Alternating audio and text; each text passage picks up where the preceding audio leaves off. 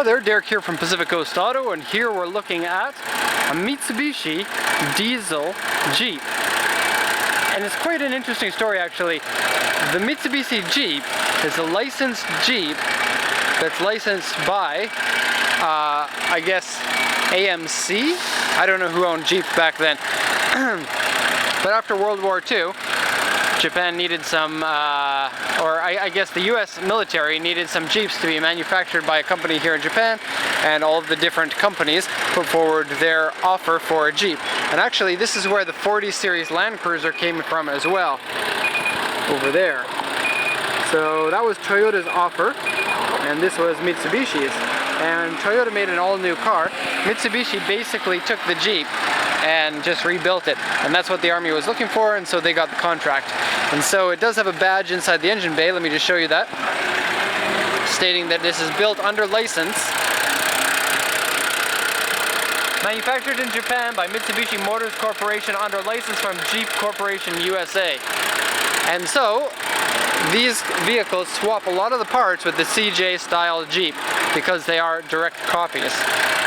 And so pretty interesting vehicle. It's really cool that you can get it with a 2.8 liter inline 4-cylinder diesel, and it's a very robust diesel that lasts long and has a good reputation.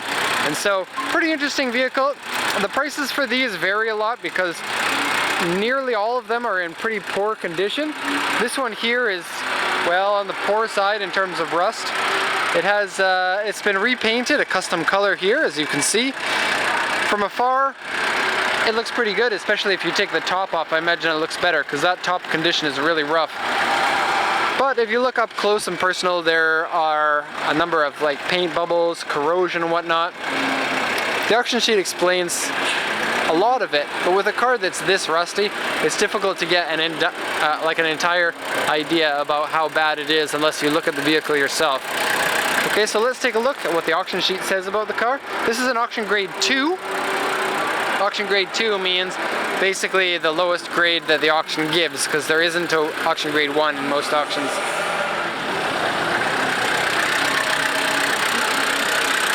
Okay, we'll take a look at the auction sheet after I show you the engine. Here we've got a coolant leak here at the thermostat gasket. Otherwise the engine started up without a problem, runs fine. Emissions look fine for diesel. It's got dual batteries on it. And yeah, not much to say about that. I'm going to lower the hood here.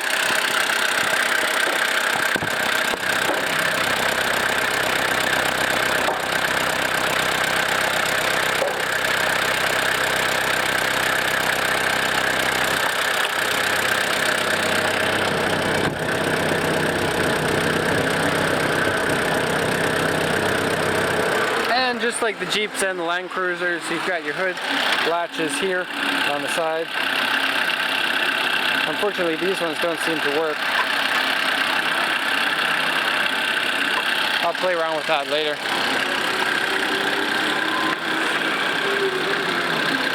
Okay, but it also has a latch here, and so it double latches.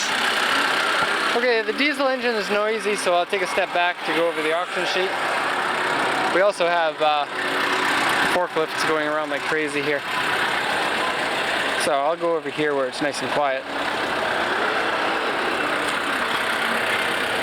Okay, so this is a 1980 Jeep. So that 1980 makes it 35 years old now.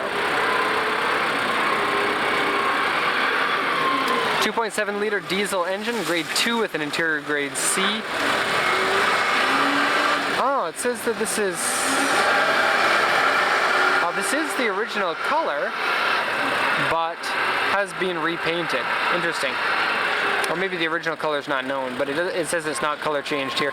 Diesel engine, 4-wheel drive. Interestingly, it's got a 4 high and a 4 low, but also a 4 medium, and so there are 3 different ratios that you can put the transmission into. So very good for actual off-road driving. this one here I can't read, and so in a case like this, usually what happens is I usually translate the auction sheets, and if there's something I can't read, I have my staff read that. In this case, I don't know what that says. This one says corrosion, various corrosion holes on the car in at least 2 places. This mark here is used on very rusty vehicles, and so this vehicle fits into the very rusty category. Steering wheel wear, seat rip, interior liner dirty, scratched, and some surface rust on the interior. Soft top is ripped large and screen is cloudy. Right doorknob doesn't work, or door handle. Full color repaint and paint wave on the car because of that. Underside surface rust and corrosion. Center floor panel has corrosion hole large and other corrosion in various places. Left front tire house has corrosion hole to it. And then if you look at the body here, there are no dents or scratches on here. Looks like the body was repainted fairly recently. And so the body itself from afar looks pretty good. It's just the rust that's a problem. So let's take a look at it now.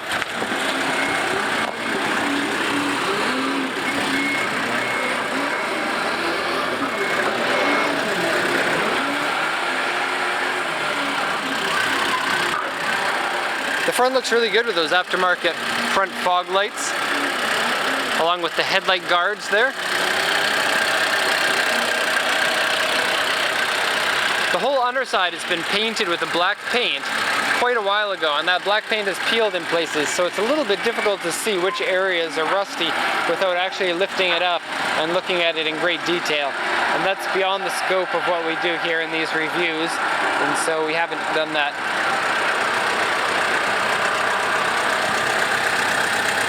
Okay, you may be able to see the paint wave in it. You may not be able to. It can be a little bit difficult in these videos.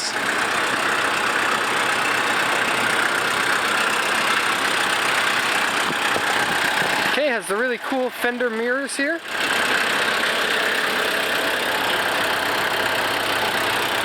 Rust bubbles here and here.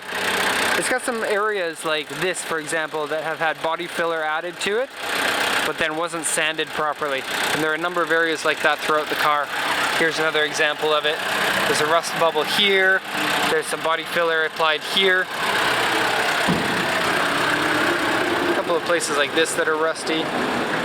Some idiot body filled over the latch hinges here, and so in order to open it, that had to be cracked. Otherwise that wouldn't be able to be opened. So kind of stupid there. Taillights actually look like they're in good condition. Got the weird style bumper ring, I don't know. And a hitch member. Flares here seem to be in good shape. Got some more body filler in this area here. Rust bubble there. Body filler in this area, and in this area around the Jeep sign.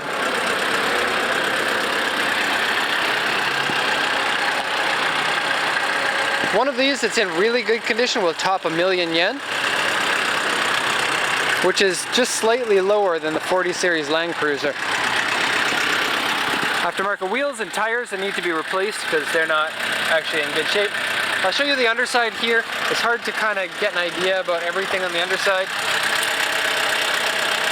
because it's been undercoated.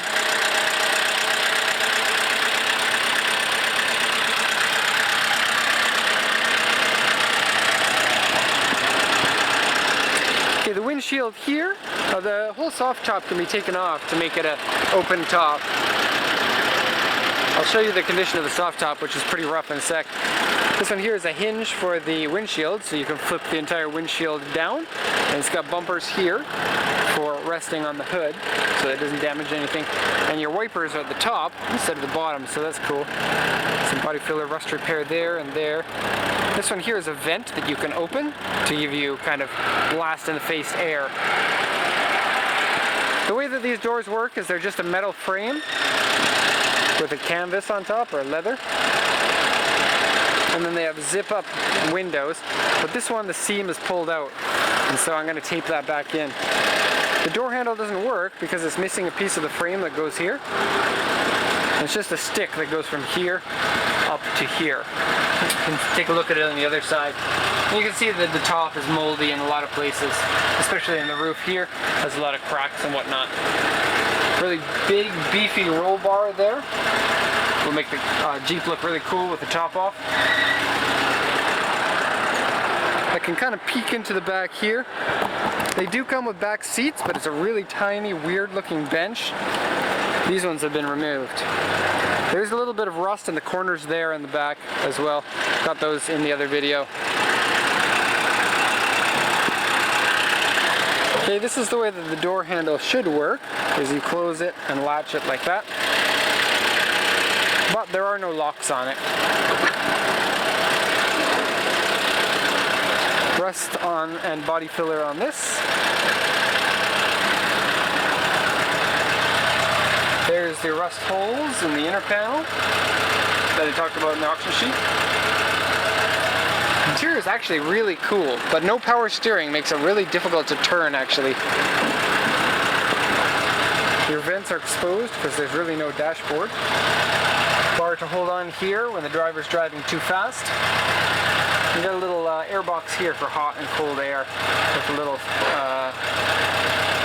thing there.